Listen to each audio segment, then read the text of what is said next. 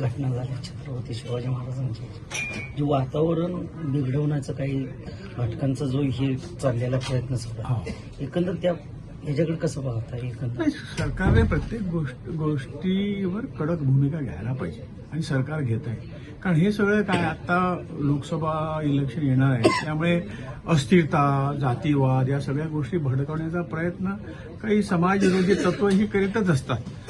परंतु त्याच्याबद्दल आपण हे आवळलं, ह्या सगळ्या गोष्टीवर जरा कंट्रोल घेतला तर काहीही होणार नाही.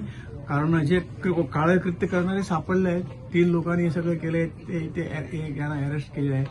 परंतु सगळ्यांनी जरा पेशंटली काही घटकांच्याकडून काही अजूनही अशा सगळ्या गोष्टी वक्तव्य होतंय चालू राहणार आणि दुसऱ्याच्या भावना दुखवण्याचा अधिकार कोणालाच नाही आहे.